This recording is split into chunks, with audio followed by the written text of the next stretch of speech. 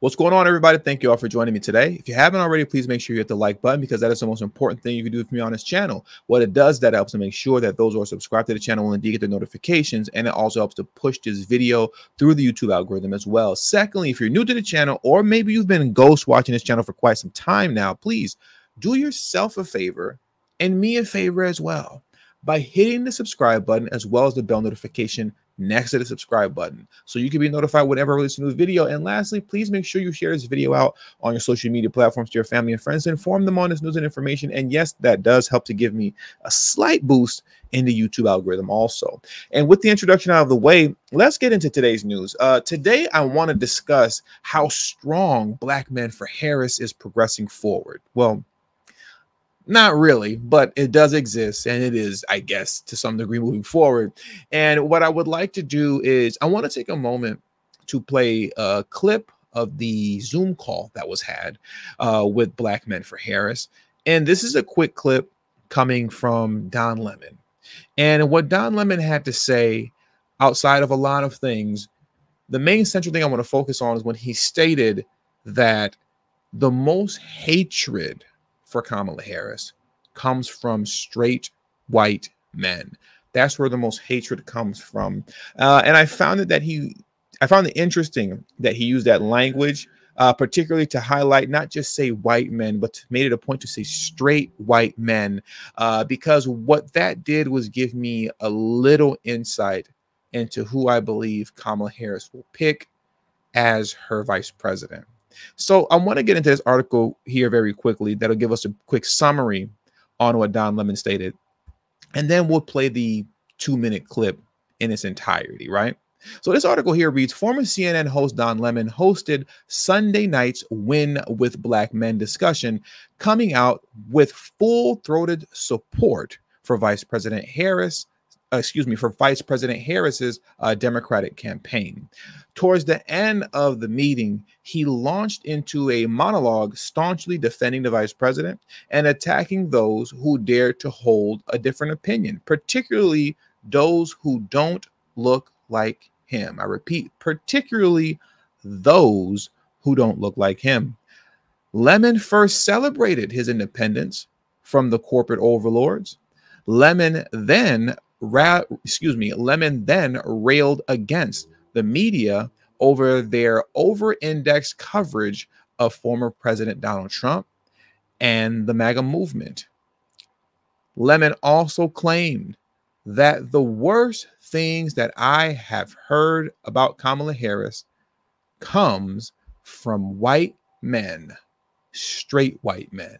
So now let's get into the actual Don Lemon clip of him stating these things. And then afterwards, I just want to take a moment to unpack some of what he says, because once again, I do believe that this is giving us a little bit of insight of the direction that the Harris campaign will go with picking a vice president to run with Kamala Harris. So let's jump into this video clip here. I want to say I'm happy to be in an independent space where I don't have to worry about the corporate overlords now, where You're not happy to be in an independent space, bro. You got fired. CNN fired you. And you just happen to be in an independent space. You're not in an independent space because that's what you wanted to do.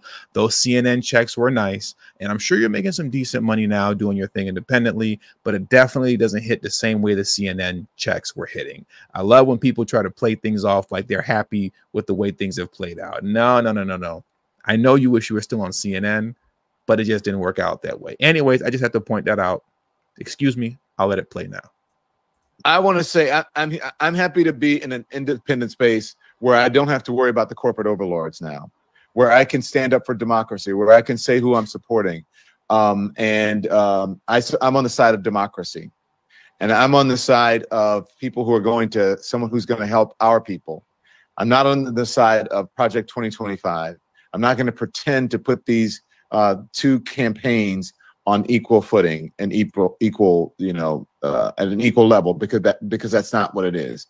And also, they are on equal footing and on an equal level playing field. I say this all the time. The people who complain the most about democracy being on the line and democracy being on the ballot, the people who cry the most about, freedom of speech being trampled upon and all these things like that, they violate that stuff the most. They violate that stuff the most. If Don Lemon could have it his way, you would never hear from Trump and anybody from the right at all. They would not have an opportunity to speak and to plead their case as it pertains to Trump running for president. He would love nothing more than to silence the entire right, but he can't do that. He can't do it. But like I said, these people are against these things the most, yet they cry about it the most. I think that instead of amplifying, I do agree with the young man who said, do not respond. If you want to respond, look, that's your business. We have heard enough about Donald Trump. We've heard enough about MAGA. They're over-indexed in all of the news coverage. He's running for president. Of course, you're going to hear about him. And all of the news coverage you see on cable and traditional television and radio, everyone wants to know, what do we need to know about the MAGA people? We need to understand them. Well, people need to understand Black people in this election, because that's who's going to decide this election. So I run in a lot of different circles, and the worst things that I hear about Kamala Harris comes from white men, straight white men. They can't really explain why they don't like her. They just know that they don't like her, and they send out the worst memes about her, say the worst about her. And when they do that, I confront them to their faces. So you got to confront them to their faces, and you got to ask them why, and then tell them the truth about her record. Does anybody believe that Don Lemon is confronting anyone to their faces? I don't believe that. I don't believe Don Lemon is confronting anyone to their faces. And as opposed to people who disagree with Kamala Harris, who don't like Kamala Harris, whether they be people like me, or white men who happen to be straight and not LGBT, right? I've never heard anyone who state that they don't like Kamala Harris, but couldn't tell you why. I haven't come across not one person yet who said, I'm not voting for Kamala Harris. But then when you ask why, they're at a loss of words. It's very easy to articulate why you're against Kamala Harris's presidency, right? If you're against high inflation and if you're against illegal immigration, then clearly you don't want Kamala Harris to win. And I clearly am not voting for Kamala Harris. That's very simple, plain straight to the point explanation. But outside of that, I want to focus in on why I believe that he harped on straight white men, because that seemed like a correction. He stated white men at first, and then he said straight white men after a pause. I want to play that part again. I want to play that one more time. White men, straight white men. So I run in a lot of different circles, and the worst things that I hear about Kamala Harris comes from white men, straight white men. See how there was a pause? What that leads me to believe, right? And not to put too much, just I guess you could say, power in the hands of Don Lemon. But what I do believe this indicates is that the Harris campaign is going to push forward with making Pete Buttigieg, if I'm saying his last name correctly. I always feel like I'm messing it up, but they're going to make Pete Buttigieg her vice president. I believe that the Kamala Harris campaign, right, is going to go full throttle with symbolism. They're going all in with symbolism. The first Indian American president, I'll repeat that again, the first Indian American president, the first female president, the first LGBTQ vice president. They're going to go all in with this, in my opinion, especially in the face of the news coming out concerning, I believe the man's name is Josh Shapiro, if I remember correctly, right? The governor of Pennsylvania. There's been a lot of bad press coming out about him as of late. It seemed like he was the obvious pick at first, but since then, he's just been getting trashed with all type of articles and just skeletons coming out of his closet. I'll just read this headline for you very quickly. Women's group to Harris dump Shapiro over sex case failings. The little synopsis tagline reads, Pennsylvania Governor Shapiro's involvement in a sexual harassment claim against a longtime aide may hit his VP chances. When you're pushing the line on, black women this, women that, LGBTQ this, and so on and so forth, that's not going to fly. Headlines like this are not going to fly. So that's why, to me, in my opinion, Governor Shapiro is out. Governor Shapiro is out. And with that straight white men statement, the correction that Don Lemon made, it kind of indicated to me very obviously that it's going to be Pete Buttigieg. They're going to run full throttle with the symbolism campaign.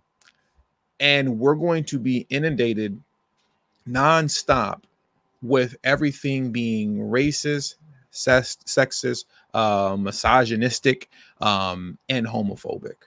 You're going to just be braided with that over and over and over again. And I believe that that is what the Harris campaign is banking on to win the election.